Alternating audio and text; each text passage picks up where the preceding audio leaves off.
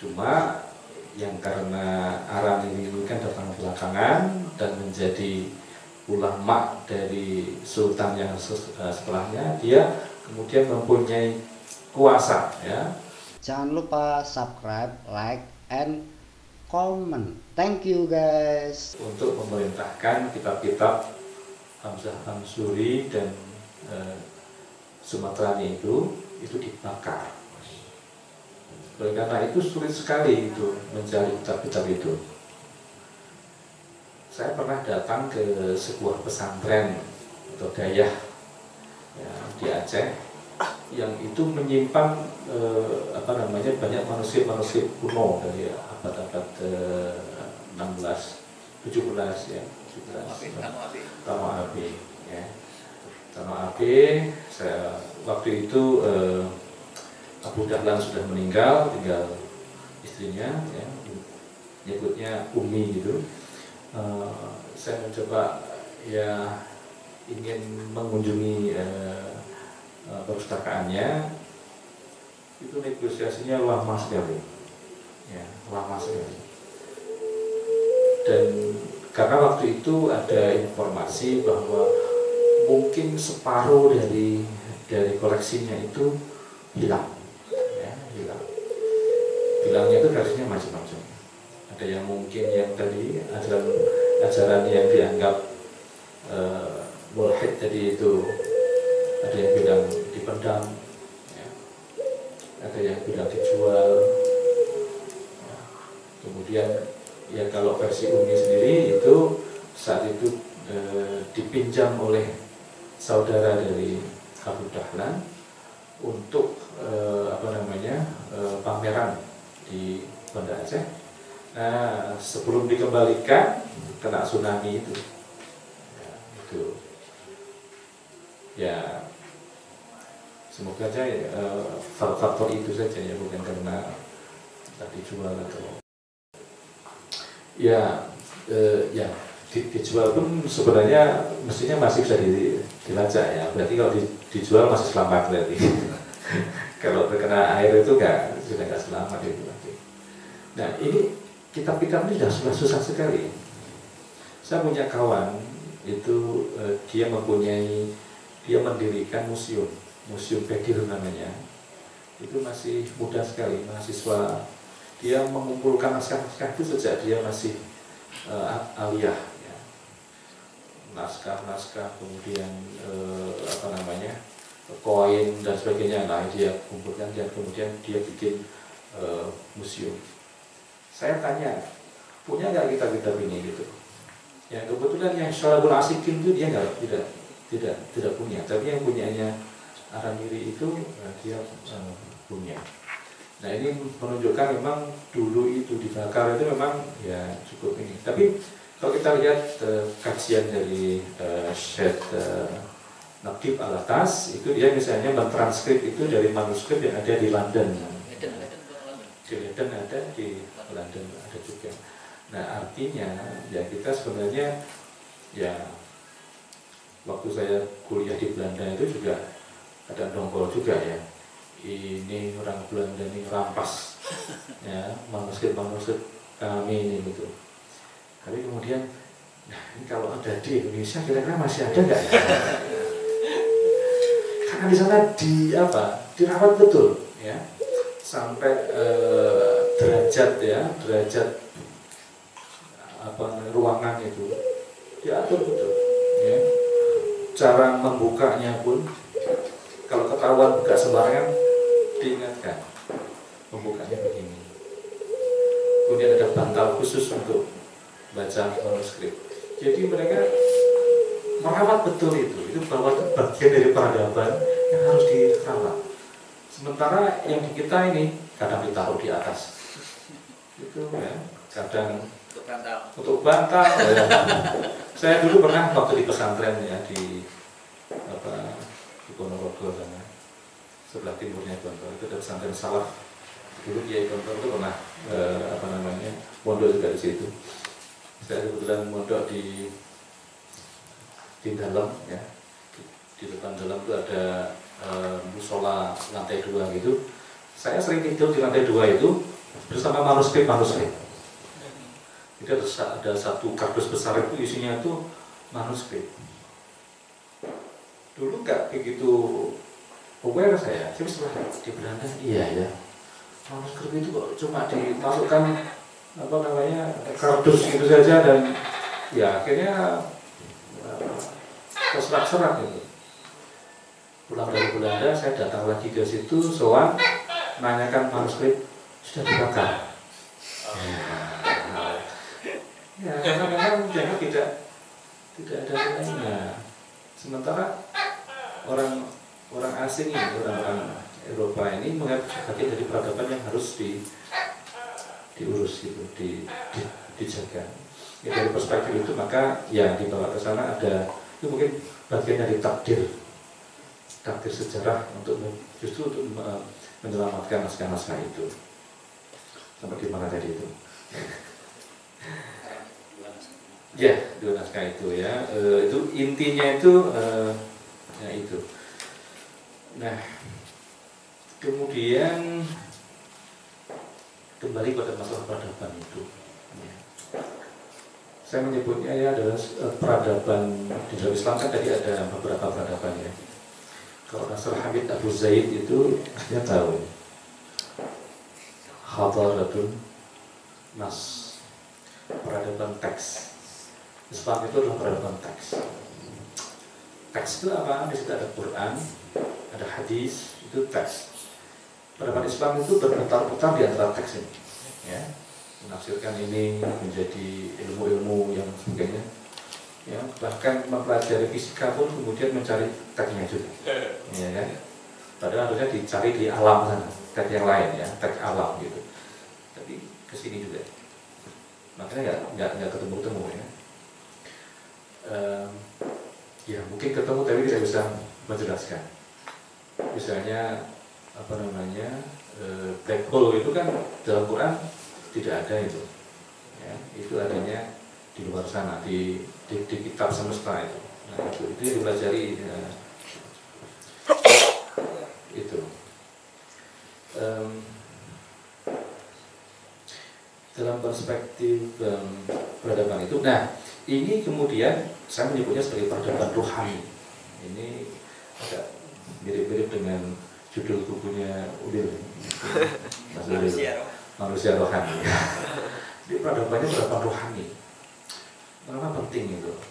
Jadi memang ada pergeseran dari peradaban berbasis nalar, ya, akal dan tajribi, apa namanya itu eksperimentasi, ya,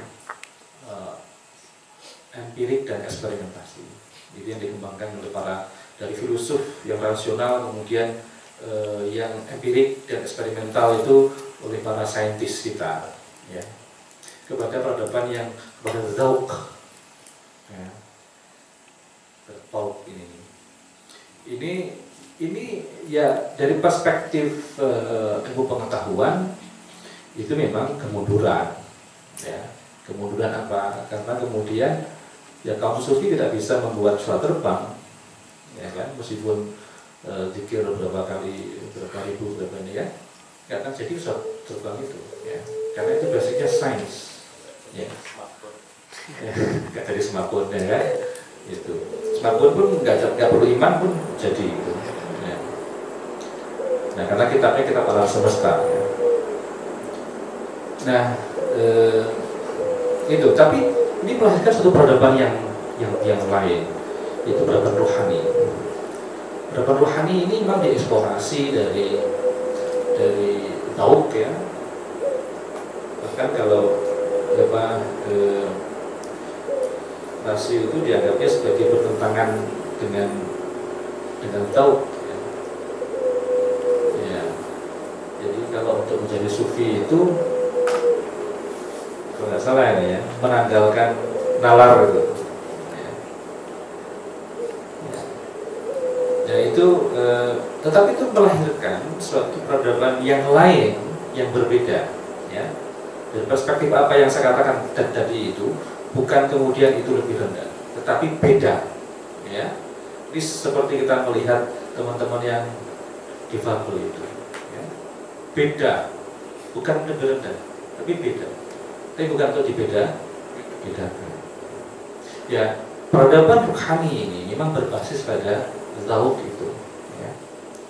Tetapi tidak bisa dikatakan bahwa ini tidak mempunyai kontribusi pada peradaban. Tidak bisa. Islamisasi Nusantara tanpa tasawuf, kita tidak bisa membayangkan raja-raja Hindu Buddha, ya, itu kemudian mau berkonversi ke Islam. Itu karena ya ada kesesuaian ya ajaran-ajaran itu sama-sama zaumnya kan sebenarnya.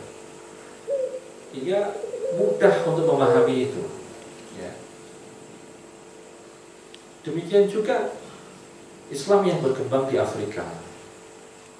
Itu juga Islam Sufi itu. Senegal, kemudian ke Nigeria, ya, ke bagian-bagian yang lain itu Islam Sufi ini. Ke Asia Selatan, ya, India, Bangladesh, apalagi Persia.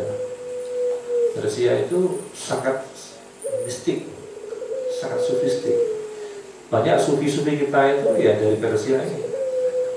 Saya tadi coba list ya nama-nama sufi yang dikutip oleh dua pengarang itu. Mayoritas dari Persia. Ya. Al-Ghazali Persia, Al-Hawaz pun Persia, Ibnu Arabi yang Arab ya. Ya. Abdul Qadir Al-Jilani Persia juga. Banyak yang itu Persia. Nah ini peradaban rohani ini ya, yang mempunyai kontribusi pada peradaban juga, peradaban Islam, yaitu apa? Menyebarnya Islam dengan damai, tanpa perang. Itu. Jadi mengapa? Ya kalau ke India masih ada perang ya, karena memang itu awalnya kan memang bukan peradaban rohani itu. Ya. Belakangan itu menjadi rohani karena persentuhannya dengan Persia itu. Tapi yang ke Nusantara ini sudah lain. Nah, tetapi kalau kita lihat sufinya ini bukan sufi yang mengeksklud, ya, menjauhkan diri dari dunia. Kenapa begitu? Karena sufi ini juga ada yang berdagang, ya. Sampai ke Asia Tenggara itu karena berdagang atau dibawa berdagang. Pedagang-pedagang ini kalau mau membawa para sufi itu kan berarti mereka juga menganut ajaran sufi. Ya.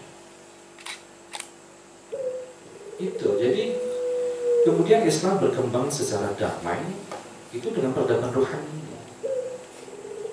Ini yang saya kira relevan sekarang ini, ya, bahwa sufi itu tasawuf itu adalah tasawuf yang tidak meninggalkan rasionalitas, ya, cara berpikir rasional, juga tidak meninggalkan ekonomi karena mereka juga berdagang, gitu.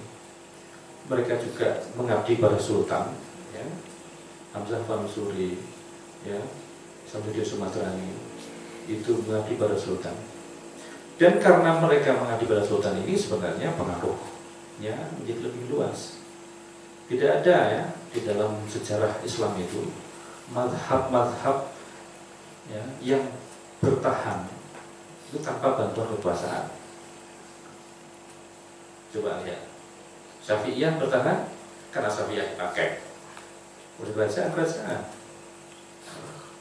Dunia Melayu itu Syafi'iyah bertahan diantaranya karena ya qadhinya orang Syafi'iyah. Hanafiyah bertahan karena berkolaborasi dengan Turki Utsmani misalnya.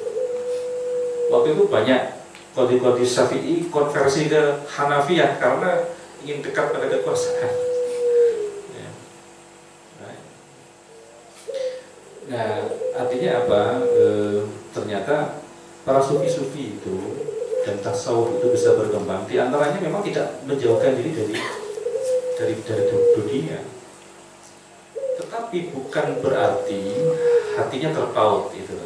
Ini namanya zuhud, itu menjaga distansi dari dunia itu. Ibnu Arabi itu kaya sekali ya, rumahnya seperti istana ya. Tetapi ya beliau zuhud gitu.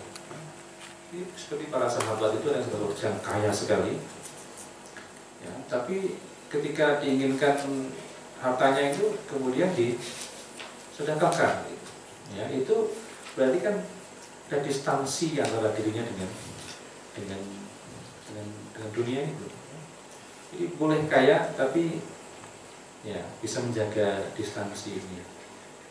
Zuhud sebenarnya itu, dan ketika sufi itu berdagang. Stay tune ya, dan jangan lupa like, comment, share, dan subscribe. Oke?